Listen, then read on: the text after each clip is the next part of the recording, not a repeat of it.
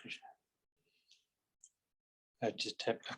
Keep forgetting that I have to pay attention to my Zoom. I have to admit, I have to let people in. It does not automatically because we have a small number of licenses. So I'm getting used to the hybrid. Either thoda idhar, then thoda idhar, then thoda idhar. I borrowed Madhi's phone today outside. It's fun. I feel like my heart goes out to the teachers, what they may have to do, right? Like, and half the kids are here and others are here and all of that. So organize and coordinate everything, plus help their own kids. Yeah. Fortunately, this is easy. This is only one subject. So it's better than elementary school. So Sanjeeva, if it's okay, we've been in the 15th chapter. And unless you have any specific, we can continue. No, I'm good with that. Okay. Because, I've been kind of concentrating, at least me personally, concentrating on the later chapters. Okay, well that's good. 15 is later, right? So it's in the upper quadrant. So fourth quadrant. Any chapter, any verse. Yeah. Yeah, and the thing about 15th chapter is it is by far the most popular one, also the most commonly recited, the most commonly memorized, read, talked about. It's also a short chapter. It's only 20 verses. 15th and the 12th chapter are the shortest. I have very high regards for 15th. I'll be honest, I like the 12th better in terms of comparison, but the 15th has a lot of ritualistic value attached to it, like when someone dies or when like Varsha Shraddha, death anniversary, or all the Pandits like gravitate towards the 15th chapter. And the name also is suggestive, Purushottam Yog, the supreme person, Purushottam Yog, the highest, the greatest. How do you reconnect with that? In this chapter, he also makes the clearest claim, the loftiest and the clearest claim at the end of this chapter, that it just basically muzzles all voice, all noise, that this is it. He accepts everything, the akshar, towards the end of it. And then, but there's the third one, superior still, and that I am. That's really the empowerer that powers both of those, Avinashi or Vinashi, the one that degrades the body, the matter, the physical aspect, and the one that never degrades, the spirit, the one that upholds. Yes, that's true. But then it's like saying that, there are the waves and there's the water. Yes, the ocean holds both of them. The ocean is the sum total, the aggregate, all of that. And so it's like the ocean claiming that yes, all water is in me and all waves are on the water. And therefore all the waves that are in all the water are in me, and I alone am in every drop of water and every wave that's flowing. So this is that I found to be the clearest. And it's also interesting because there's this Dvait and Advait, ancient, age-old battle between this Dvait or Advait. And he just inserts a completely new concept in the third one, like clean bowl, like what are you talking about? Teesra kahan se aa gaya? He literally says that in this chapter, that both of these are good and fine, and that's right. And there is another one yet still, and then he's I am that, the includer of all, essentially inclusive, and the inclusivity of the chapter also. So I don't know for what reason exactly, but this happens to be the most. So this is the most popular, if you want to say, like everybody says, oh, we have this memorized and all that. So I've thought, we've talked about it before a little bit. I thought a lot about Dwight, and maybe towards the end I can give my viewpoint, but it's everything probably summarized in probably chapter 15.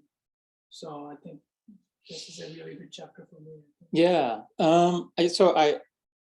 I think it's summarized in other chapters also. 15 I found to be my relationship with chapter 15 is still evolving. I'm still figuring it out, meaning I'm still processing how to receive that, where to place it. Like we have our favorites and all that.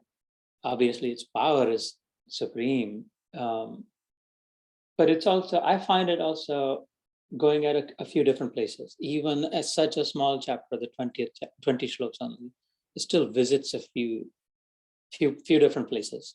And then suddenly in a single glorious stroke, he just says, well, stop, right, all that. This is it, this is the truth. So it's an interesting dialogue. Sometimes I imagine what the circumstance of the dialogue must have been, like when Arjun and Krishna were talking about all of this.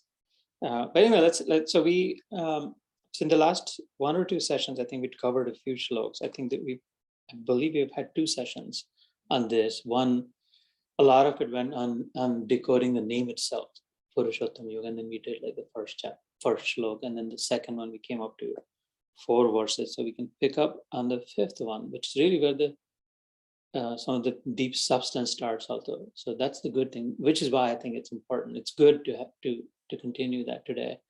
I think you'll like it. But just to set the context, in the first 4 verses, it said, Urdhvamulam adashakam ashvattam prahuravayam, the first. Chandansi yasya pranani natvam vet saved, yastvam vet savedavid. He says, like this, the world is like a upside down banyan tree. And tree actually, it's an ashwatha, it's a peepal tree, but you can liken it to either one, a really large, a big tree. And the example I've given, that when we're standing at a pond or a lake or by the river, and we see the trees reflected and then we see them upside down. The branches are hanging down and the roots, and in a sense, and then he goes on to say its roots are up, sourced in the infinite. In other words, up, when we look up, there's the infinite. It's hidden, it's invisible and infinite. It's not, the sky is not the limit. The sky is the limit. The sky really isn't the limit. The sky is just a ceiling. It's just reflecting the dust particles and all of that. There's infinite beyond that. And what that infinite is invisible, is hidden to us. All material, all the planets and the stars and the galaxies are just a tiny, tiny fraction of that infinite just hanging in there that we call matter or substance. So various interpretations, there's the spiritual interpretation of it also.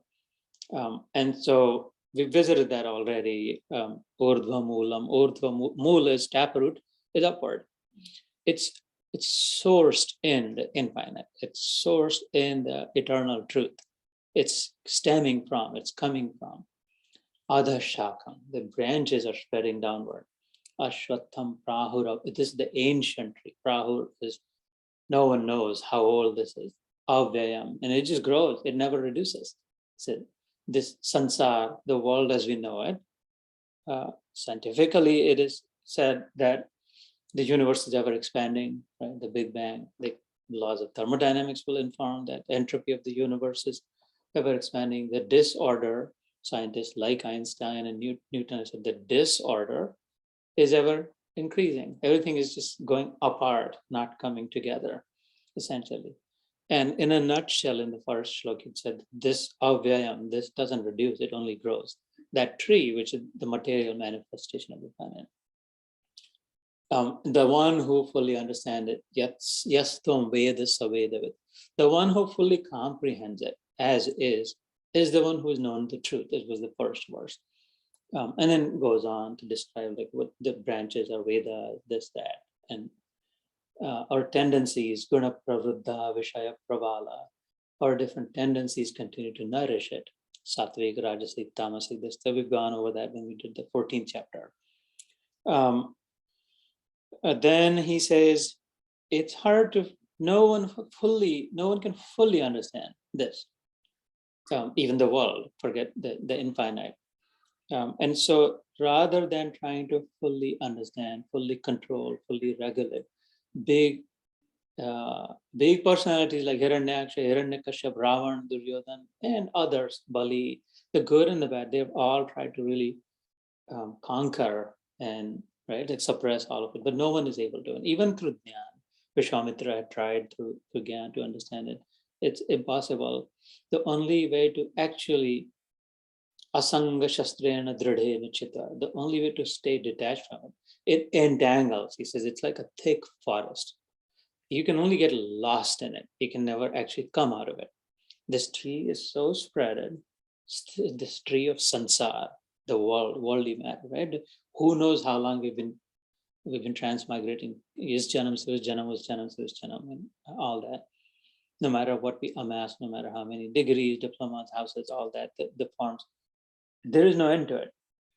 The only way to get to the truth that it is stemming from, if we just stay entangled in this, we'll just stay here, is asanga shastrena dridena chitta. The only weapon with which you can cut down this tree, which you can get rid of this, is asanga, detaching. Sangha is association. And the shlok that we will start today with actually focuses on that part of it. Sangha is association. It's saying that you disassociate. There's no other way of getting rid of it. There's no other way of leaving this. It is not possible to completely, like, you disassociate. Asanga shastra is weapon. I like one thing that the whole comparison, similarly starts with is it's upside down. Yeah. So right from beginning, you are all Messed up. upside down. The stage is set. Yeah, the stage is set. So if you are attached to this, you are already upside down. So Yeah. It's going to be a tragedy. Which is what we all struggle with, but from beginning, I think he's letting you know. Yeah. Who you are. Super. So putting you in a position. Yeah. And he's not denying.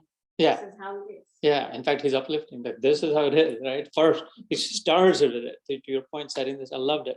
That framing, and exactly right. Sanjeev, I mean, for a smart one, you would just say, okay, great, got it. I mean, this is all messed up. It's exactly the opposite. If it is upside down, it's not going to survive. So, but then because we get entangled in it and we're not able to, and we don't even know that we're trying to get rid of it, we're trying to leave it. So the only way to do so is asanga, and that's really important, disassociation. So association is very important. What do we associate with and what do we not associate with, right? Here, this clear instruction is disassociating from samsara. And I think we touched on it the last time, that it's not possible really to fully detach, run away from samsara. And so with that, setting the stage, as you call it, we get to today's first shlok, which is really where I feel like the substance of this chapter starts. With that stage setting, the drama starts. And so in fifth shlok is a nirmana moha jitta sanga dosha adhyatma nitta vinivritta kama dvandvair vimukta sukha dukkha santnir gacchante mudha padam avyayam tat. So it's a very elevated, very loaded shlok. I wish to dwell on this a little bit, spend some time on it, because every word is a nugget. Nirman moha. Man is, obviously we understand man of man, but I'm trying to bring out the sense of it, that I am something special, that I am someone special, that I have my own luster, that I have my own shine, that I am someone too, I'm something too, and that a place should be given to me. My name should be taken. There should be space created for me. I should be received. I should be acknowledged. I should be recognized. All those feelings that there is a shine on, I bring my own shine, and I want you to acknowledge that. That desire, that sort of innate feeling that I hope my shine is, attention is paid to my own shine, right? We all have our own shine, but it's a shine of the spirit. But because we've forgotten that, we think this form has that shine. And so that hankering after the recognition or the acknowledgement of our own individual shine is the man. And here the instruction is nirman. Yeah, without rid of it, not expecting any particular attention given to my own shine. In the 10th chapter, at the end of the 10th chapter, he says, well, I mean, so in the beginning, he says, I covered this in the morning, I just remember in the Marathi verse. In the beginning of the 10th chapter, he says that all of creation are just manifestations of my own sentiments. That's all this is. Mad bhava manasa jata, yesham lokam imam praja. Whatever is in any habitable, any system, any cosmic system, is literally just merely a manifestation of my thoughts. Mad bhava. Mad is mine. Bhav is how my thoughts. my sentiments, manasa, in my mind, the thoughts that are emerging in my mind, jata is, they're taking birth because God is saying, I am so powerful. My thoughts also have the power. And they have so much prowess that they can actually create, for momentarily, they can actually create the world as if they're constantly creating the world for me. My thoughts, as I'm thinking, the worlds are being created. Whatever thoughts coming to my mind, it's being created as if they would show it in a Disney movie or something, right? And because we're a part and parcel of the fraction of it, we also do that in our dream state. As our thoughts are, however layers are on our mind, for that time period, we do create that very, very real feeling and sensing dream state of mind, right? The dream that we create, very real seeming. So that yesha lokam imam prada, whatever exists, he said, this is just, and so it's a very profound assertion, I think, because if he's something negative, something bad, something wrong, something hurtful, something, some injustice, one way with which I rationalize, at least in my own mind, if not fully, at least I'm able to slow down my emotions, is that, well, this is all coming from his thought. These are his thoughts manifesting. I am only looking at this partial view of it. Therefore, I think this is wrong and bad and all of that, unjust. But if I had this vision to look at the totality of it, if I could understand the full system, then I have no doubt that the sum total of it is right and good. And then towards the end of that chapter, the 10th chapter, this is what I wanted to bring out. He says, Yad yad vibhutimat sattvam urjitam evava. Whatever, wherever there is any shine, I'll call it. Whatever shining, whatever appears to be special. Because Arjuna asked at the beginning of that chapter that, well, how can I see you? Where can I find you? You're saying you're on everything and everyone and all that. How specifically, how can I start developing that vision? And he says, start with that.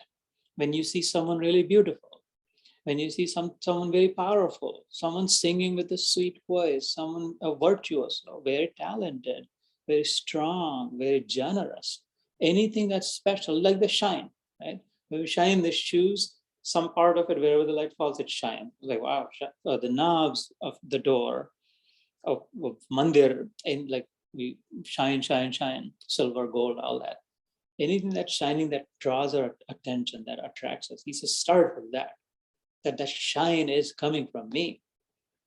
That in itself, that thing that is shining is dead, does not have its own shine because it exists in me. The shine is borrowed, it's coming from me. And so here, if you bring that idea, nirmana moha, if you realize that this man is, that the man that I'm seeking for myself, the limited me that I think, is causing this moha. Like I don't want to let go of that.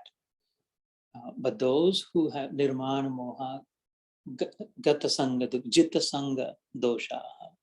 So this is where, when I said in the beginning, the association, sangha is association again.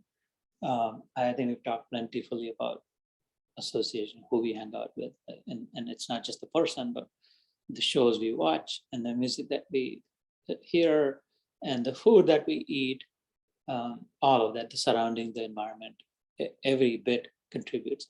Anything that we associate with, anyone that we associate with the whole time, the more we associate with external and outer, the more our mind's tendencies are going to go external and outward.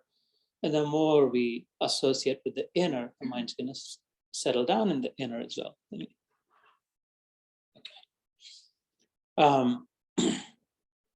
So jitta sangha dosha, just decoding that. So the implicit in this, that any association will bring some contamination. In our original state is pure, uncontaminated. It has become contaminated by association.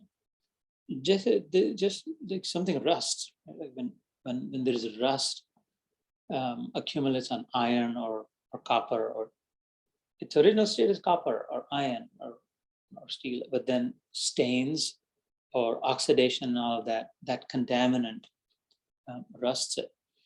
Like that, any association with, for us is going to tamper with our purity.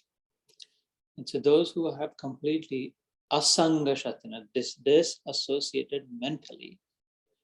Naturally, we're not going to be able to again disassociate externally. There's no way to run away from everyone. There's no way to just live a completely only six. It could not be that only those who never see anyone are the ones have a shot at yoga, right? And even still, they're alone. As I said, what we eat, what we drink, what we see, what we hear, all of that samsara is going through that anyway. So there's two kinds. I think last time we touched also two kinds of samsara. One is the external, the other is the internal. External samsara is not set in bad, not set in negativity. Now it's beautiful because those are his thoughts. What we make of it inside, andar ka samsara, right, is the one. And so we would have to disassociate with both. We would have to be watchful. We would have to be careful. We would have to be thoughtful. But the samsara that's outside, because we cannot completely leave it. We can moderate it. We can regulate it. We can, to a degree, control it through our choices that we make. But we cannot completely get rid of it. The inner one, though, we can practice and really disassociate from. The inner samsara. So jitta sanga dosha is contamination, is faults. Sangha will bring those faults, and those who have managed to disassociate from them will then remain pure. So they call it noble metals. This gold and silver don't rust. They're noble because they've disassociated from oxygen. They're not hankering for oxygen anymore. They don't want to hold oxygen, literally, chemically speaking. Those who want to combine, want more oxygen, want to combine, accumulate rust in the end, and they break. Gold as a noble metal, for example, or silver for the most part, is fine with its own original nature. It's never seeks anything else, and therefore it remains pure, and therefore it's valuable. It's precious also. It's used. It's an original state. So in a manner of speaking, it has managed to jitta sangha dosha. It has conquered this constant desire that then brings contaminant of association with outside and inside. At a minimum, we can associate with the inner truth, the spirit, not the samsara. I'll let you process this. Nirmana moha jitta sangha dosha adhyatma nitya. In its place, like I was saying, nitya is always nitya. Adhyatma, again and again immersing, again and again gravitating towards atma. In the 8th chapter, there's 7-8 questions that Arjuna asked. One of those is, what is adhyatma? And in it, he explains what is adhibhut, what is adhyatma, what is karma. When we're able to focus purely on the spirit, that adhi is prioritizing in Sanskrit, atma. When we prioritize atma, when we put the atma first, when we're thinking, when we're putting our abilities, our thought processes on the atma first, that's adhyatma. Adhyatmik जीवन जीते हैं कहते हैं ना, बड़े आध्यात्मिक लोग हैं, अध्यात्म की साधना करते हैं. The way that it would show up if they're adhyatmic, what do they prioritize? Given a choice, where does their mind go?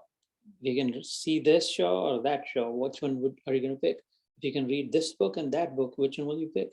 If you can sing this song and that bhajan, what will you? If in the same 2-hour time period you can do 100 different things, what do you prioritize? And when the atma is prioritized constantly, that's adhyatmic practice, that's adhyatmic jivan. Adhi is quick, top priority, that's it. Adhyatma nitya. When when they have become, the natural tendency has become of gravitating towards prioritizing the choices, mind has regulated to go toward that. Adhyatma nitya vinivritta kama. Nivritta is retiring, right? Finish job. When someone retires, they say, okay, that's the end of it. I've turned off, I've unplugged, I'm going to stop it. What? Kamana, desires. Unsmitten by desires. One who is not attracted anymore by desires. That, yeah, maybe this, maybe that, I wish this, I wish that. Ye ho jaye, wo ho jaye. When the flame is turned off, it's nirvana. Buddha called it nirvana, but extinguished. Nirvana chetasa. When the flames of desires have been turned off completely, when one has had enough, when someone, for example, retires from work. I've worked enough, I've seen enough, I've accumulated enough, and I trust, I have faith that I will be okay from here until the end of my life. When the mind gets to that state of mind, well, gets to that state, that enough, this isn't it. I want to go someplace else, do something different now, completely, other than desiring. That's nivritta kama. Nivritta kama is vishesh. Really, really, completely cessation, right? Complete cessation from desires. When that happens, adhyatma nitya vinivritta kama, dvandvair vimukta. Dvandva is sukha dukkha sangye. In this, the third line of the shloka says, sukha dukkha, the pairs of opposites, are the dvandva, right? Constant pairs of opposite. Sanya is definition. Sukh and dukh are defined, and the definition of sukh or dukh is found in this constant battle. He says that if there is sukh, there is going to be dukh. If there is dukh, there is going to be sukh, because they are the coin, two sides of the same coin. If there is a front side to the wave, there's going to be the back side to it also. The wave carries both of it with it. If there's going to be a day, there's going to be a night, just like that. And so it is foolish, it is silly to say that I want sukh, I like sukh, I want more sukh. If you want more sukh, there's going to be more dukh. It's like saying I want a bigger wave. Well, the bigger wave that comes at you will also have a bigger whiplash, bigger power, because it will also have the backside of it. So with that vision, when there is cessation, when there is receding of it, now I don't actually care for either. I no longer want to see the waves. I want to understand the water that the waves are being formed in. So dvandvair vimukta sukha dukkha sanne gacchanta mudha padam avyayam. Those who are able to get past these, those who are not able to, those who are still stuck in it, he uses the word mudha, which is murga, unintelligent. They're not unintelligent as in dumb. They're not using what they have. They're settled. They've settled, shortchanged themselves. They're not thinking. They're not making the best use of what they got. I mean, if you think about the animal kingdom, in any flora or fauna, humans, in some ways, are the most inferior of them. If you think about it, we cannot stand like a tree at one place, tolerating the wind and the snow and the heat and all of that for years and years. We're not able to, right? And so in some sense, the tree is superior. You cannot rip apart whoever you want and eat as is, and then just leave the rest to the vultures like a tiger would. So I cannot just pick up a tree with my trunk and throw it as I want, like an elephant. At will, I cannot take off and fly. I cannot endlessly swim in the ocean, however deep I want to. Like a small little worm or a bug, I cannot create my own hole and just go deep in the ground. What can I do then, computer? I cannot just go sit on the roof like a crow even. I cannot sing as beautifully as a bird. It's really the most inferior, if I could think about it, right? If we were to only think of the external, there is one special feature that has put us all on top of all of the creation. That God has claimed, science claims, that human is the most superior by far the known. And that's the ability to think. That we can think. What little we got. I've got limited physical power. I've got limited whatever, but I can thoughtfully use it. I can think and look what I can create. That same elephant I can chain, and the same tiger I can cage, and the bird, and I can fly higher than the bird in my airplane, and I can go deeper than the fish in my submarine, right? And I can drill deeper than the earthworm and all of that. And I don't have any of those capabilities, but I can think, and with the power of thought. And so the reason God calls mood here, like wasting, is because what are you doing it? What are you using it for? There's just so much that could have been done. You're still only approaching the external. And so when we say, for example, well, time pass, well, let's just do this, let's just do that. We'll time pass kiya. We'll do some time pass. That is the the worst use of time. Time is the most precious. If you're passing time or passing life, to me, if I say let's just time pass, let's like saying let's just die for an hour. Until let's just be dead for a couple of hours, and then we'll come back to life. Because there's a lot more I could do with that life. That the reason that I'm superior. And so long as I have not achieved it, there's still work left to be done. And so that's why the word he very directly says, Gacchante mudha padam abhentam.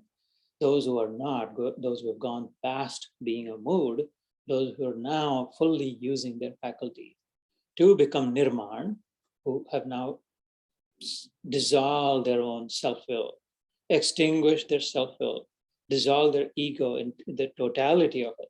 They're no longer stuck like this. If this is a knob, and if the knob continues to say to this chest of drawers or this credenza that, well, I'm in the front, it is because of me that you can pull, and look, I'm shining more than anyone else. It's going to remain stuck in that knob form. It really is form of the whole set, all of it. If the knob says, well, if I weren't there, it cannot claim, right? Then this would be useless. But if the foot says, I want to be that knob, then it would be a longer knob. It would be problematic. If the knob says, well, I can also do this. Put me here, I'll hold this. It'll crush everything in its place, properly put. When we look at the totality, just like this hand, that hand, this foot, that foot, every hair, every nail, every drop of my blood, the same one. There's only one spreader in all of those, no matter where the hand or the foot is, or the knob or the foot of the table is. And so therefore, if with that vision, there will be no desire that, well, I should be recognized as the knob, the doorknob. I should be recognized as someone special, something special. If I'm able to see the totality of it, that I am a part of this whole system, all of this together is the utility of this. Right? So those who are intelligently able to go past that, say, nirman, moha, nirmoha, if not attaching to just what's around me, is moha. There's me and mine. What binds the me and the mine is moha. This is me and this is mine. This is me and this is my body. This is me and this is my house. This is me and these are my kids. And so I want to completely only focus all of this knob saying, well, this is me and this is my ring. And that's all that matters. I'm oblivious to the rest of it. I don't care. It doesn't matter what happened to the rest of these. This can go to trash. They can dump it. They can burn it. I just care for that. Little does it know that, well, if this is going to the incinerator, so are you. All of it, right? So nirmana, moha, jittasana, those who have succeeded in conquer the contamination, the corruption caused by association inside and outside. Sangha, anytime the word Sangha comes in Gita, it comes in two contexts. And I think both of those apply here. One is Sangha, association with the result of my task. Just going to write things down. So, yeah, I was thinking the same thing. But I'll let you continue. Certainly, surely. Because I'm holding my thought onto it, which I want to ask some questions. Well, so ask right now. Yeah. I think what I'm understanding so far and how we started was the way we mentioned that the stage is set. God is saying, to the example of tree, it's upside down. Yeah. And then you mentioned that we cannot detach ourselves from the chaos that is there, right? But I think the most profound thing that stuck to me was about the sukh and the dukh, and the front and the back of the wave, and the ability for us to think. I mean, always heard, and I'm all over the place right now, but like me. But what we have always heard is that we are superior than the animals. We're superior than the animals. But that one place where you mentioned where we cannot fly at our will, we cannot dig deep as the worms, then that whole thought made me, I'm like, wow, I'm so inferior. But the virus, you can't even see it. Yes. and brought the whole world to its knees. Yes, one microscopic thing, right? Go figure. But then at the same time, I have the ability to think and I have the ability to make the right choice. Whether given the choice, should I do this or should I not do this? Like for the corona, should I wear the mask or should I not wear the mask? I have the choice of keeping it away from myself.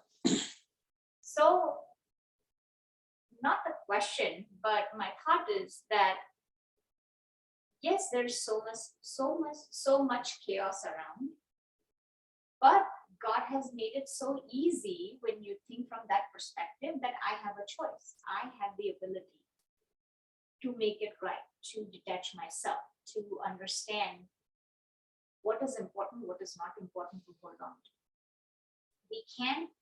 We cannot stay away from what is being created. That is part of his thought, like you said. It's pure. We cannot deny that this is all crap and I have to leave it. No, we can't, because this is his creation. We have to stay within it. We have to respect what we've gotten, but at the same time, find the shine that is there within. Jai Shri Krishna. Hello, Jai Shri Krishna. Jai Shri Krishna. Um, Yeah, right. And I think that is very, very profound. And that's what I wanted to write down. Yeah. That Okay. I think at one point, he shows the lowest of us who we are. And at the same time, look how high, how superior we are. And how we can become superior and how we can stay. Yeah. Yeah. No, that's It's great. incredible. We're in the 15th chapter, Purushottam Yog, so we're continuing there. Good to see you. So, Purivan, thank you for lifting that thought up. If you think about the physical aspect of us, the material matter, then we're really inferior. There's nothing I can do like compared to the elephant and the tiger and the bird. But what puts me on top of the whole food chain is my spiritual ability, my ability to think, right, and make decisions accordingly. None of those, the entire creation, none of those species can actively think and in the moment decide. They have certain pre-programmed abilities within set parameters, like ahar, nidra, should I eat or not eat? Now they've been given exactly all that, but discerning ability they don't, and I do. And I so if I rise above it, go ahead, Sanjeev. So yeah, I mean the animals they are either forced to or by their nature they behave according to again their nature. Whether It's programmed to exhaust whatever they have accumulated in the past. so they're not able to carry out karma. Correct. That's what I've heard. Yes, So right. they cannot actually accumulate good karma or bad karma. All they can do is experience the results of the past. Yeah. Exhaust the desires that have been accumulated or the karmas. Yeah. Whether now I don't know if those three gunas applies to them or not, but whatever their nature is, the tiger, he can only behave as a tiger. Right. The bird can only behave whatever the nature that's assigned to them. Yeah.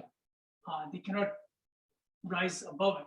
While we're also almost 99% of the time behaving as per our nature, the three gunas.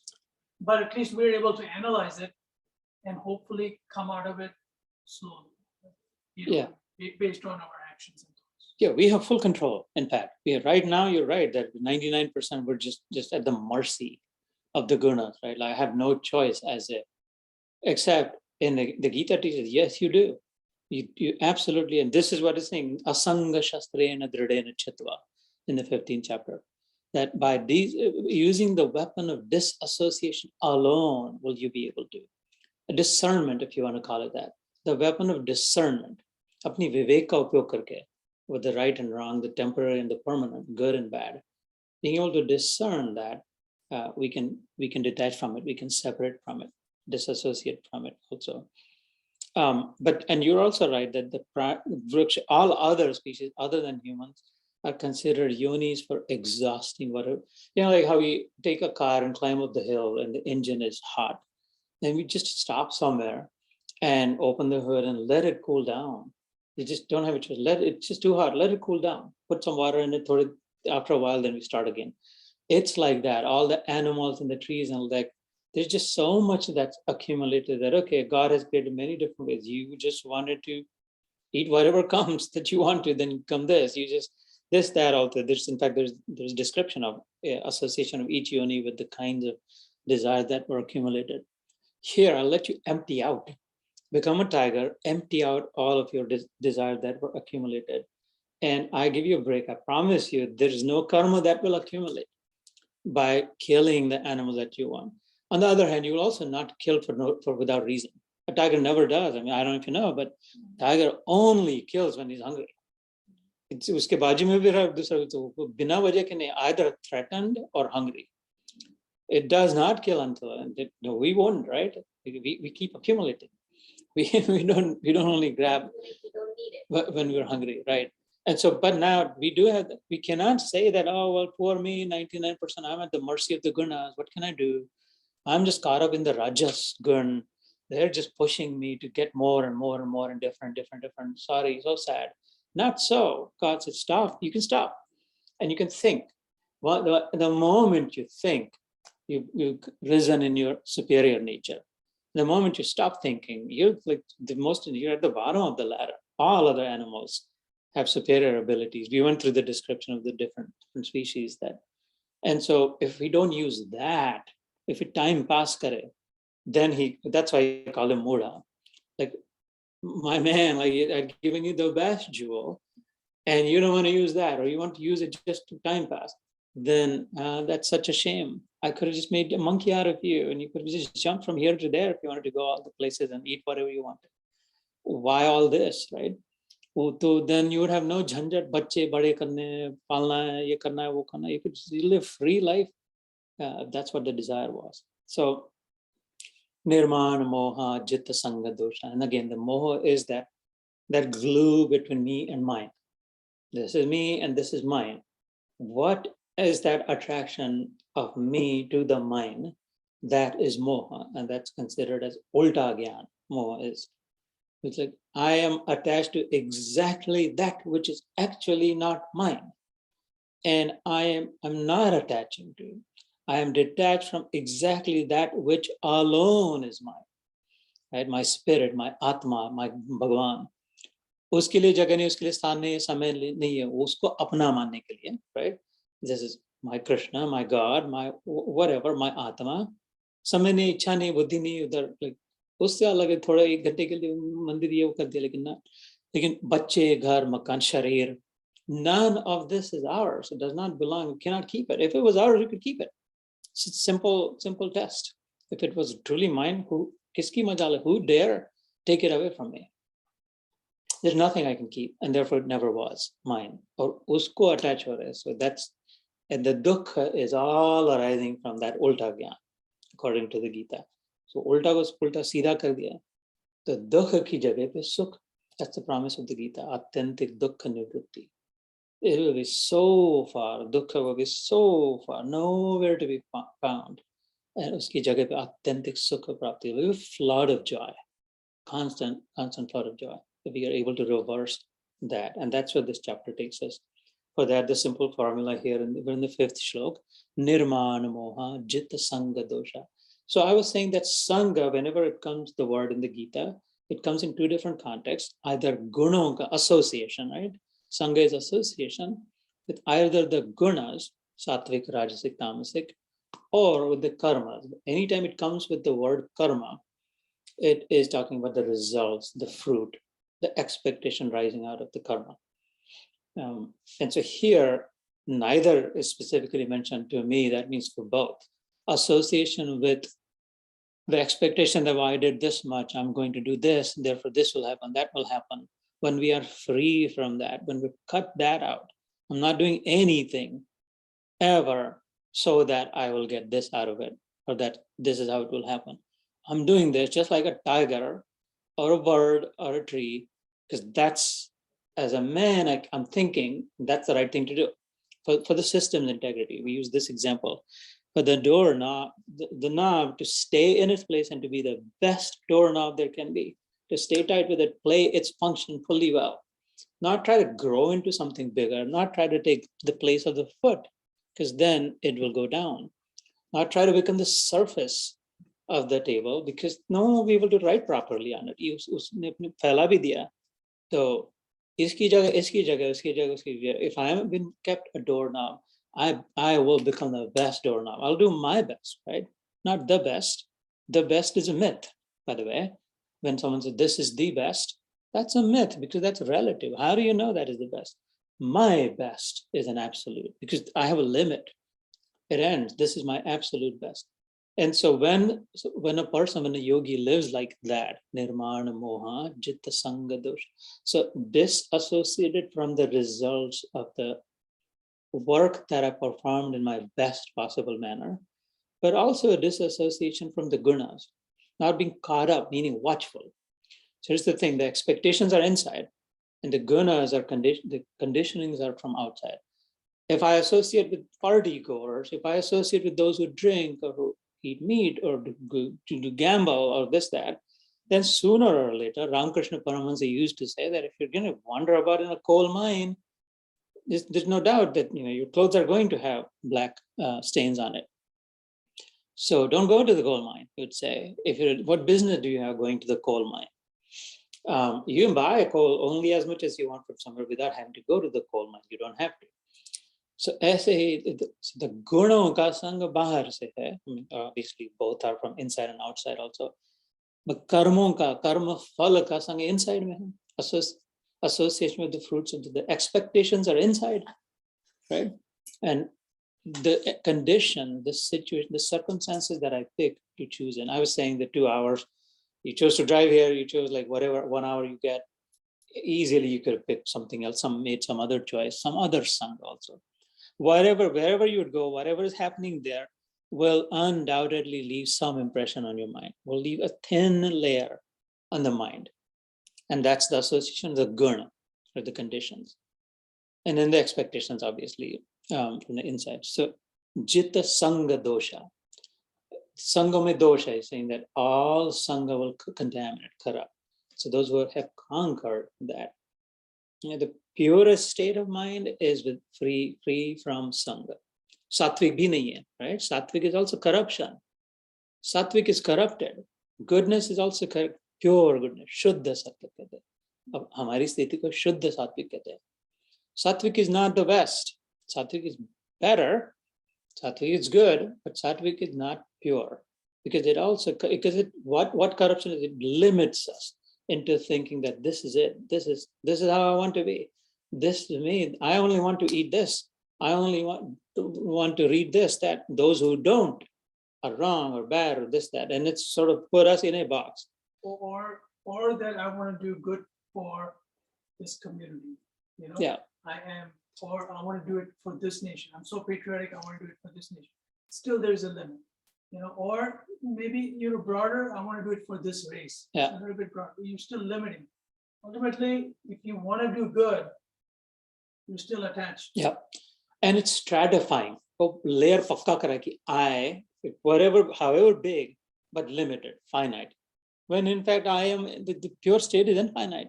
It's not even matter. So how can it be limited, right? So it could be big, but it's still limited. And that sooner or later it's going to corrupt.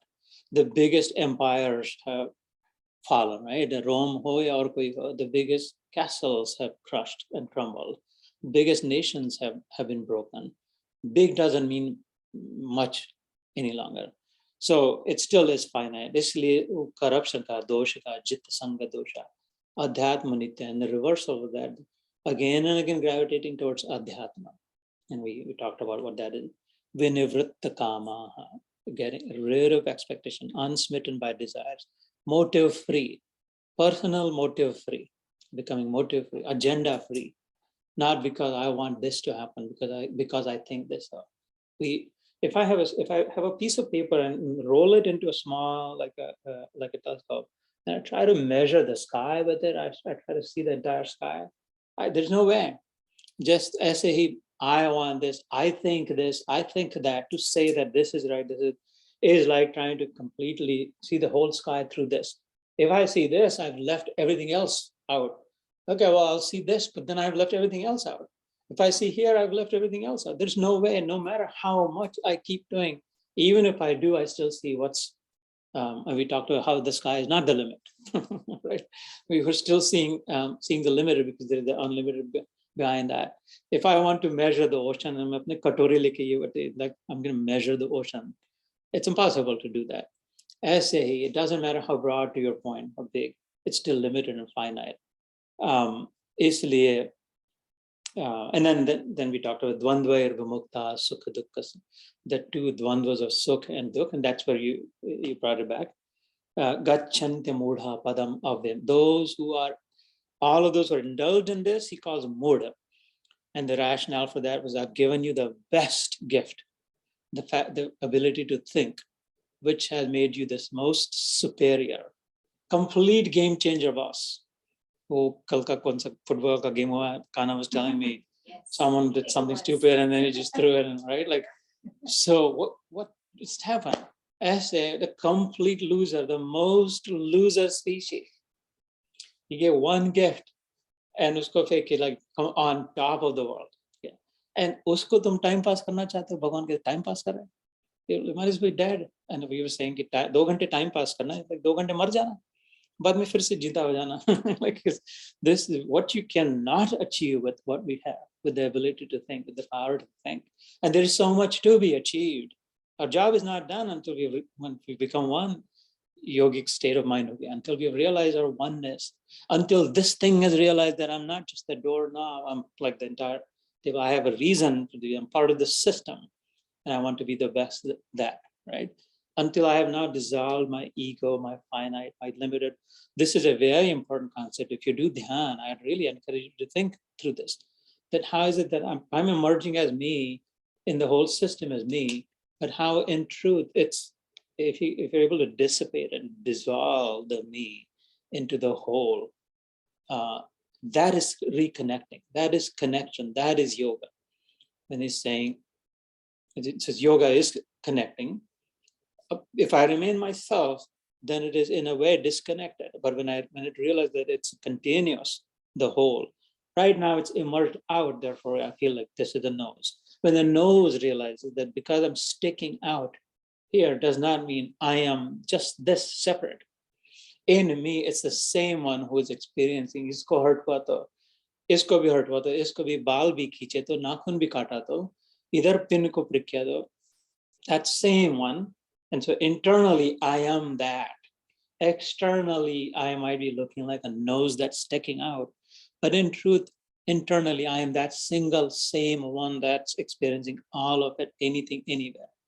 When I'm able to dissolve my mind stuck in this form of the nose, when I'm able to take, and I'm talking on behalf of my nose, and when I'm able to realize that actually I'm that samvedana inside, that it doesn't matter where it is hurting. I am the one who's hurting. It's not just that the nose hurt, therefore, what do I care about the hand or the foot? When I live for the systemic integrity, jisko dharma kehte hain na, hum kehte to keep the integrity of the system. That's dharma, it's not religion. When I am mindful, thoughtful, careful, I have this vision that it is the entire thing is a system. I'm in it, I'm part of it. And my duty is to do my best to maintain the integrity of it. And I'll live for it and I'll die for it. That's living in dharma. And that's what he says in the 3rd chapter, Karma Yoga. Swadharme nidhanam shreya, paradharma bhayav. Shreyan swadharma viganat, paradharmat swanushtitat. He said, listen, doorknob, dusre ke dharma se, if you try to become the leg, there will be insecurity. You'll be unsafe, insecure, you'll fail. Because you'll not be able to sustain this. I've made this for a reason. If you try to become the surface, you also fail. They'll throw you away because they'll not be able to. Although, if you remember. 35. Chapter 15. No, the slope which he made. Oh. The slope which he made. Yeah, so this is from. Chapter 3. Yeah, chapter 3, right? Yeah. Kya baat hai?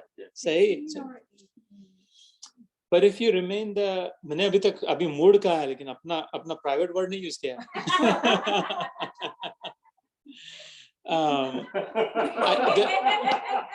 Something else. So Dushan bhai, this is wrong, yaar, क्योंकि ये तो अभी गलत association. The moment I see you, I remember, so this is the matter of shining. ये जो मैं कह रहा था कि चमक धमक निर्माण मोहा, उसको चमकाना था. Now I'm starting to associate actually the opposite of Dushan bhai's gada. So, but he says that, look, listen, but if you remain the doorknob, there is no other one thing that can do as best usko pakad ke asani se. So why don't you stay there and stay put, become swadharme nidhanam shreya. If you stick there until the end of this, the death alitaki, paradharma bhayavaha, you'll be insecure, unsafe. And in the process, you'll kill others also. So why don't you stay where you are and do that and become the best at that? And that's karma yoga, without expecting, well, but everybody praises the shiny surface. Aren't I shining also? Can I not do that? No. But the whole thing realizes, the whole kapat realizes, kibar, that all of it. So, and that's dharma, systems integrity, upholding the system integrity, right? So gacchante mura padam, those who are different from these reach that padam avyayam tat, the inexhaustible, the flood of joy, that state of mind. Pada is that state essentially, right? Like the state of mind, for example. So one, the jake udhar jake kisi golok mein chale jaye, at least in the Gita, he's not claimed that it's a physical realm. Nowhere in the Gita has it come that there is another sphere, another globe. That doesn't mean that it may not be, but the focus is not on it. The focus, the highlight is not the tu saket lok mein aa jayega, golok mein aa jayega, kaval kailaspad mein chala jayega. It's talking about the inner state of mind, wherever, because that's real freedom. This isn't real freedom if I can be happy only so long as I'm in Golok. But life sucks on this planet. I want to get away from this planet. This is bad. This is corrupt. This is stupid. That's not freedom. The real freedom is it doesn't matter where I am and when I am, who I am with, what's going on, which sphere, which form I'm in. But all that is inside, inner state of mind. And so what the Gita gives us is that, well, why don't you carry this inner state of mind, converted, behavioral transformation? So then wherever you go, it will be Gacchanta Mudha Padam Avyayam, Avyayapad. You'll carry that with you. You'll wear that chashma. You will have become that it would not no longer matter. Avyay, inexhaustible. Na tadbhasayate suryo, next shlok says, na shashanko na pavaka, yadgatva na nivartante tadhama paramam mama. That place which there's no fire that can warm it up, that warms it up. There's no sun that shines it up. There's no moon that shines light in the dark. Na tad bhasayate suryo, na shashanko. Shashanka is the moon. Shasha is the rabbit. And Anka is imprint. That on which you can see a rabbit imprinted. Raat ke samay dikhta hai na, like a rabbit ears. So Sasha in Sanskrit is a rabbit. Anka is imprint. And so the moon is called Shashank. Na shashanko, na pavaka is Agni, heat, flames, fire, fire in other words. That there's no need for it because it's a transcendental place. It's not a physical place. A physical place has to be lit by the physical sun. A physical place has to be heated up by physical fire. But it is beyond physical, it's spiritual. Yad gatvana nivartante tadham, I am there. That is my state of mind. Tad dham paramam mama. He's claiming that mama is mine. Dham is abode, resident. That's where I live. Param is the superior, supreme. Tat dham paramam mama. Such is my abode. How? Yad gatva, having gone where? Na nivartante. No one returns. Once you cross this state of mind, once I have learned this technique, once I have mastered this ability to remain happy in all circumstances, if I've truly mastered it, I will not want to give that up. Obviously, I want to experience dukkha. I want to go back and desire. Now I want to once I've achieved that state of mind, inner state of mind, that I can actually feel freedom. I can actually be cool with anyone. Actually, I can actually be very comfortable in my skin. I can actually be chill in all circumstances. Then I will not give up. No one wants to and no one does, is what he's saying. Yad gatva na nivartante. They no longer return. Tadhama paramamam. That state of mind is inside, not outside. There is nothing, no planet we can go to, not the moon, not Mars, nowhere that we can go where we can say, well, there is no fear here. There is no problem here. Everything is cool. Everything is great. Sambhavi nahi, impossible, right? In the material world. Inside, though, again, ulta, it is absolutely sambhava. It is absolutely possible. The path of yoga. No matter who it is, no matter where we are. In India, it is possible. In the US, it is possible for men and women. All as long as they're human. The only condition is humans. In the 9th chapter, towards the end of the 9th chapter, it said, the Brahman ho, Shudra ho, Vaishya ho, Stri ho, Raja ho, Rishi ho. Sab ke liye sulabh hai. Kehta hai. It is possible to reach that state of mind. And then you reach your full potential. Then you have made the best use of the gift that was given, the manushya thinking ability. Then you're living in freedom because you realize that you are not who you thought you were. You are something total. You're one with me. You are me. That you, as you thought, do not even exist. I alone am, and that is who you are. That's when the work is done. So, and then the next one, maybe we'll do one more, and then we'll stop. Mamaeva ansho jiva loke jiva bhuta sanatana. This is the 7th shlok in the 15th chapter. It's a reminder. It's a bold, blunt, direct reminder. So, Mama eva ansho jiva loke jiva bhuta sanatana. Any creature, any living creature in the universe, anywhere in the cosmos is a part of me. Mama is mine. Eva is alone. Mama Eva, Ansha is part, fraction. Just like this is part of that. This each hair is a part of me. It's connected with me and a part of me. Every cell in me, the billions and the trillions, are a part of me. Every dream character is a part of the dreamer. Every wave, every drop in the ocean is part of the ocean. And they're connected, they're not separate. Waves are not separate, floating on a street or in the air. They're actually fully always connected to the ocean. Why? Because the ocean alone is in them. Truly, they don't exist. Waves don't. Ocean does alone, right? So Mama Eva Ansho, Ansha is portion, part. Mamayo Ansho Jiva Loke Jiva Bhuta. And Jiva is the partial manifestation, fractions. Loka is any lok, Chauda Bhavan, just say Bhu, Bhuva, Swaha, Maha, Chana, Tapaha, Satya. These are the 7 upper regions, 7 habitable planets. And then there are the 7 lower ones. Atal, Vitala, Sital, Patala, Talatala, Rasatal, Mahatal, and Sutal. 7 lower, 7 higher, 14, Chauda Bhavan, 14 planetary systems that are habitable for life, and different kinds of forms of life. I said this before, Earth is the lowest in the top 7. There's 7 and then 7, right? The total of 14 is at the lowest level. It's called Bhulok kehte, Bhumi, Mrityu Lok. Yahan par hote hai jo bhi, whatever happens, it's destroyed again. Isliye nothing stays permanent in this one, on this planet. Bhulok. So, and then Bhuva, then Swaha. Third one is Swarga. स्वर्ग में गए, स्वर्ग से थोड़ी सी jump मार के थोड़ा और भूख के लिए, but then you have to fall again.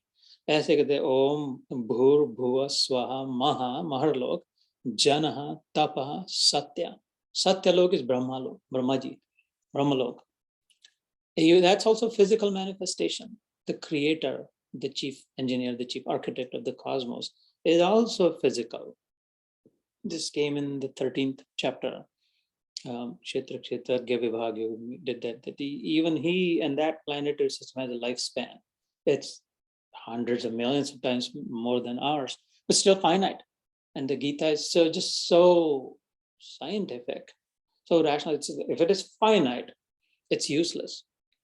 If it is limited, because it's still limited, He said, I want you to settle for nothing other than unlimited and infinite, because he is in our forms, the unlimited one. So mama eva ansho jiva loke. So in any of these 14, anything, any creature, any life form, the virus and the elephant alike, jiva bhuta sanatana, they are always been my part. Sanatana is original from creation, whenever they were created. Jiva bhutas bhuta, whatever has taken form, anything that has taken a form is actually inside the spirit in them that is animating it.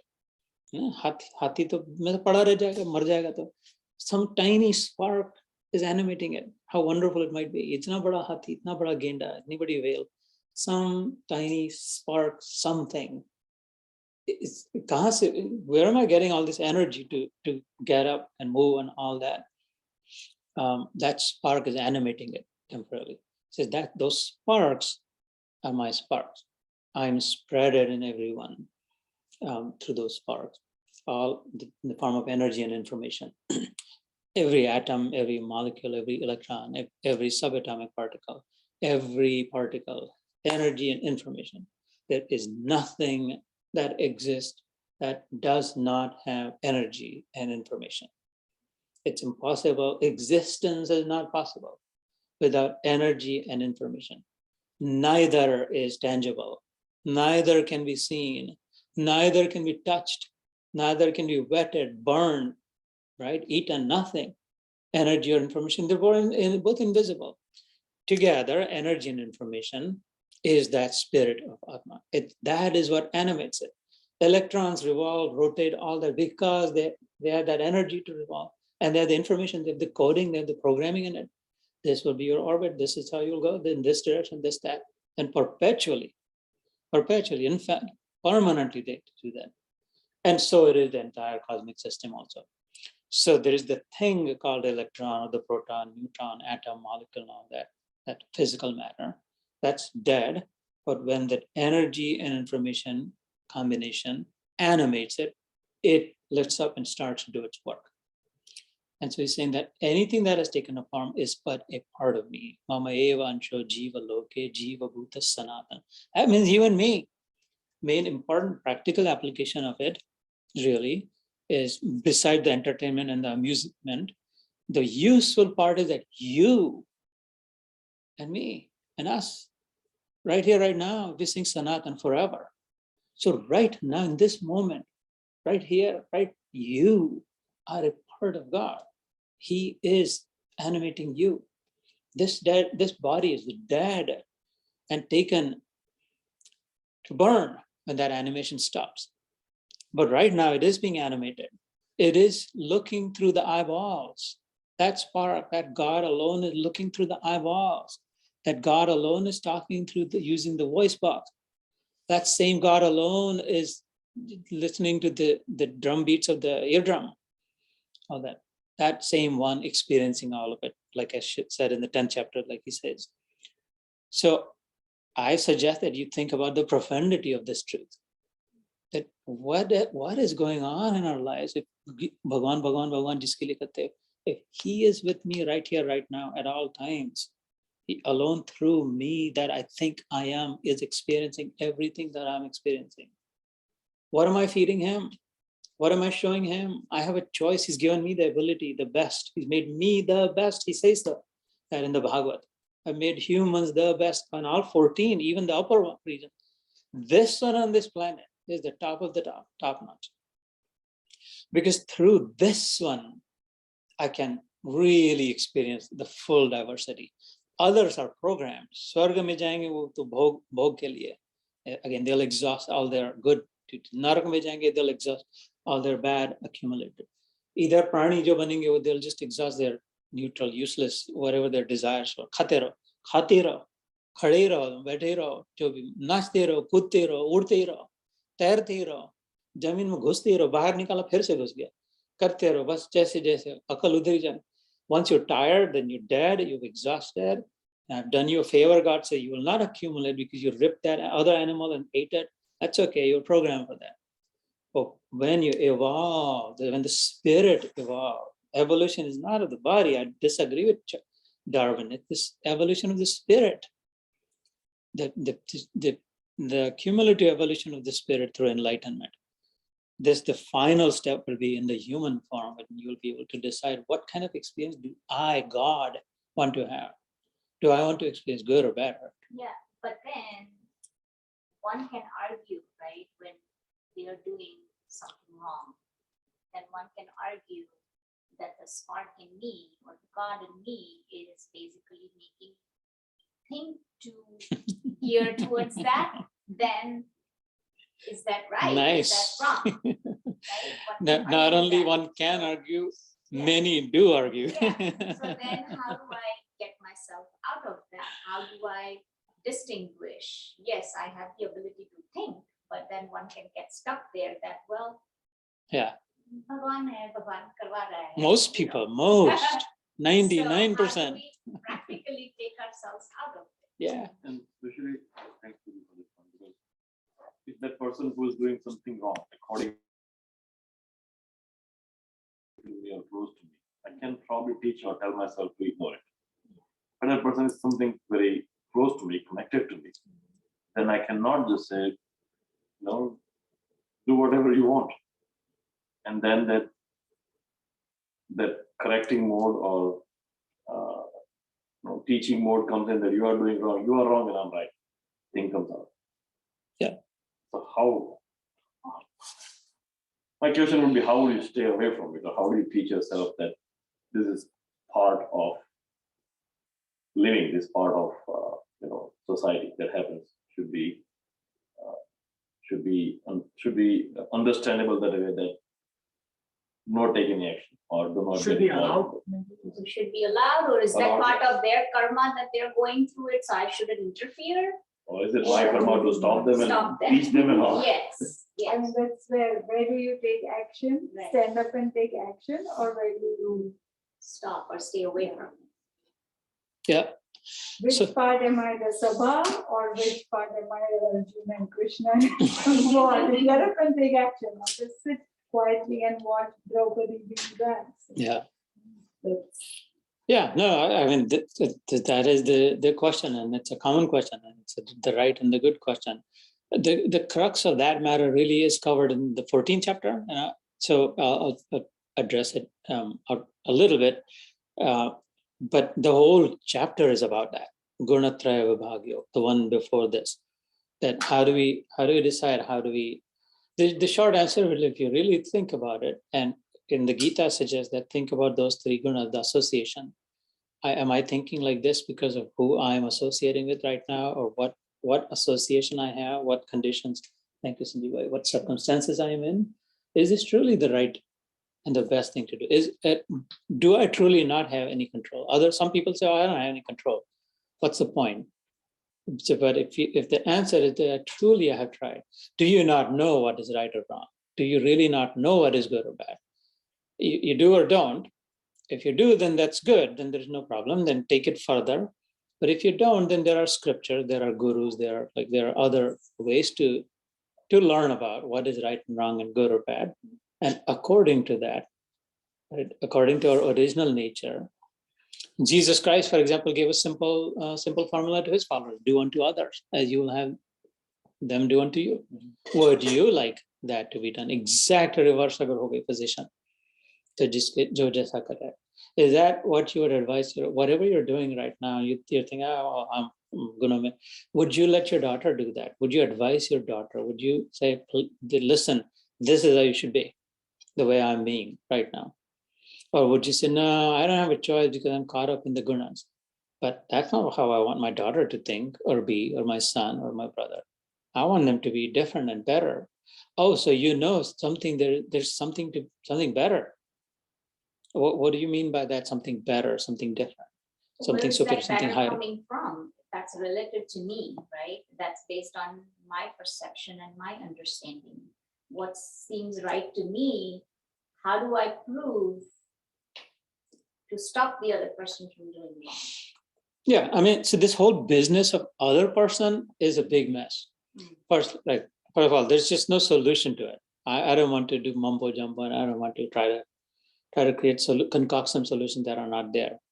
It has been acknowledged in the scriptures that whole business of fixing others, dusron ko sudharna, it's a very, very long shot. It's an impossible task. It's a mission impossible, truly. What is possible, the only thing that we can do is changing our own behavior, transforming our own behavior. Right? And it is said that once we change our own behavior by influence, again, sangha, by association, by modeling that behavior, those that we were hoping to also change do start to change, because all our behavior, most of our behavior is informed by association. Now what we eat, who do we hang out with, what do we look at, what are we reading, all of that. So the compilation of all of that is determining, is sort of deciding how we will behave going forward. And so if the behavior is showing whoever is associating with us in that behavior, inevitably, without a doubt, will perceive that. We'll see that they're thinking again. If they're thinking, those who don't think, there's just no scope for it. Might as well be an animal. In fact, they are living like animals. In fact, it is said so. One thing I wanted to add, I think when Purvi is asking, like, how do you know something is good? How do you know something is better? So there is no finite, if you do, if you do something, if you're doing it 10 times, that's better than 11, or if, how do you know which one is better? I guess the way I understand it is that it's the intention that counts, because there's no absolute in the material world, but in the end, it's going to be intention. What is your intention behind it? That's where it's going to. So otherwise, it's all it's all relative. There's no unending. Because the intention could be, because in my word or in my understanding, that is right. The intention could be either that, or intention could be something that can be valuable to the other spirit, or by doing that. So I mean, the only thing I can say is, like, if you're guiding somebody, it's not to say, okay, do this and that, this is right and this is wrong. It's to, if you're going to guide, purify your intention. I mean, that's the guidance. Ultimately, that's a guidance for us also. Ultimately, all we're trying to do is, improving our intention, purifying our intention. Purificatory, yeah. Kama sankalpa varjitaha, which is the word used in the Gita, that free from personal desire. There's no selfish motive. I'm not telling you to do this or asking you to change this behavior because I am hoping to get something out of this for that. I'm saying this because so far, the way I've understood life, by thinking again, that this is how you will become happier. I want you to reach your full potential. I want you to realize your fullest joy. And you might think that by these short-term, these near-term, low-hanging fruits that you're becoming happy, immediate gratification. But this is a path that's going to lead to a lot of destruction in the long run. That's when we're talking to our kids. But if you delay that gratification, if you stick it out, what you will get would be far longer. So it's that purity of intention, to your point about the benefit for the others, improving others' conditions. But again, I would highly recommend that we not get into the business of others anything until we figured out what really is. Ultimately, for ourselves, then that question becomes: so what is that? It is to really detach, to remove our fixation with our body, get past this notion that we're stuck with, that I am just this much. I'm just this man or this woman. I'm this body. And that therefore, whatever I have to do is for the sake of this body. Whatever you do, however much you do for the sake of the body, for the name and the fame and for the long life and the beauty, so dan dharma, all of these are very junior, suboptimal dharmas. They will all, in the end, destroy.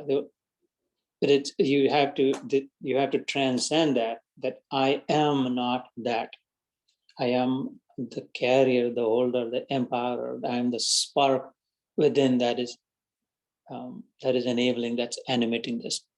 So, and that's Adhyatma Jivan. We talked about it, that when the gravitation of all tasks, all thoughts, all choices are towards how can I realize that truth? And most effort is put on that I want to realize, I want to experience the truth for myself. I'm not satisfied with just the status quo, with ठीक है ना, job है, काम, सब पैसे है, retire हो जाएंगे, बस सब ठीक ठाक हो जाएगा. Got a couple of houses, 1 or 2 cars. What more do I want?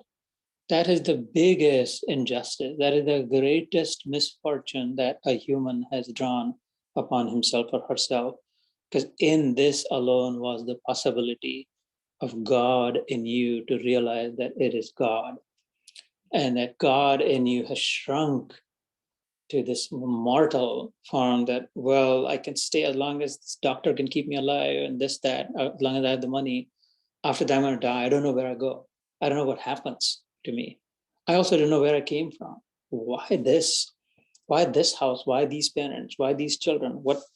There's got to be some, until we've resolved that mentally, until we have found answers to those. If we remain only happy in the eating, drinking, ahar, nidra, sleeping, right, security, then it is said that we are not only any better than animals, we are inferior to animals because they have it naturally, right? The animals do not have to work and worry about food or where will I sleep and how will I protect. They've got their nails in their teeth that they can just protect themselves with as much as whatever their system is. So it all ultimately comes down to this realization of the truth for spiritual nature. And so going towards, and that is for only for ourselves. No one can give realization to others. And it's a myth. It's a myth in my experience, in my opinion also. And it's informed by the Gita, it's informed by other scriptures also. Atmani atmana santishta. Uddharet atmana atmanam, na atmanam avasadet. Sri Krishna says in the 6th chapter, you have to uplift yourself using you, he said. Arjun, you lift yourself up and out of this using you. Because in you, I have vested all my power. There is nothing that you have deficit. There's nothing you cannot do that you need. There's nothing you do not have that you need to realize, to lift yourself up, right? And otherwise, Krishna could have said, well, I'll give you, I'll put my hand on your head. ये प्रसाद ले ले, इधर घर से लाया था मैंने द्वारका से, इसको खा ले. धुली ले ले चरण की मेरी, थोड़ी हो जाएगा सब ठीक, रोना बंद. Constantly goading him. No, get up. Tasmaat yuddas. Right? You have to realize, bar frustrated because you alone can realize that. And unless and until you've taken on to that journey, it's the greatest misfortune. It is the biggest loss. This is just, everything is tanking. Forget just the stock market or the home appraisal or whatever. Everything is tanking. All needles are pointing downwards until we've decided that I really want to get to that truth. And there is a way to get to that truth. Everybody deserves to, every human. There's nothing more precious than this. In my sort of elevator pitch, if you will, there are 3 elements to it. That there is nothing superior. That's the first element of my elevator pitch. Somebody asked me, what's your elevator pitch? I said, so like, that's right, man. So I sort of gave him some concocted response. He's a good friend of mine, very, very dear friend of mine in Boston. But it bothered me that wasn't it. And not that I meditated on anything, but then suddenly I was saying something in some other session that occurred to me, hey, that's your elevator pitch, man. That there's nothing more precious than time in this human life, right? First of all, because we trade this for anything that we have. We have to give this to that. This is the most precious resource. I think you'd agree with that. As in the human form, time is the most finite, most precious. Everything else can be. And so if I'm going to use my most precious resource, I better use it for something more precious than this. I don't want to use this, right? Would you take your diamond ring and say, can you give me that fake jewelry? Right? You would not sell this house for a condo. And maybe it depends on the location. I get it. But I'm also talking about location here in the spiritual world now, not this physical world. But you get the point that you would use what you have to get something that is superior than that. If time is the most precious resource, I should use it to get something more precious than that.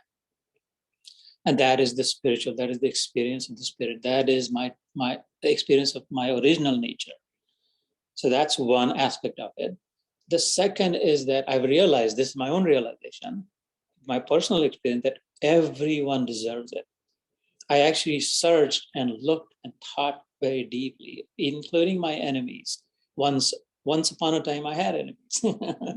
So all of those, but I honestly do not find any human who's not deserving of it. Honestly, I'm not saying this because God says it, God does say it, but this is my own realization also, that no one is undeserving of it. In other words, everyone should have this experience, every human. Only humans can have this. And the third component is that the biggest is that everyone can have it. This is a big deal. Not that everyone should have it. Everyone can have this experience in a human life of our greatest form, of the greatest experience, of the oneness with God, of the reconnection with the whole. Right? As I say, अभी HOL whole बन के बैठे हैं, गुजराती में हाल बोलेंगे जिसको वो अभी I'm talking about the WHOLE whole, the whole को बुझा के whole के साथ complete होने की जो यात्रा है, योग यात्रा, that everyone can have it, should have it. So next time I go up to Boston, I'll have my elevator pitch ready. Also, but let's wind down. So mama eva ansho jiva loke jiva bhuta sanatana. That he says that the plain truth is that everybody is actually me, every creature, and especially humans can realize. But manashasthani indriyani prakritisthani karshati. The senses hijack the mind.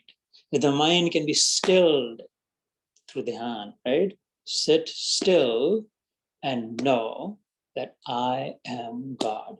Experience that. These are the words that Jesus spoke. But this is also the truth.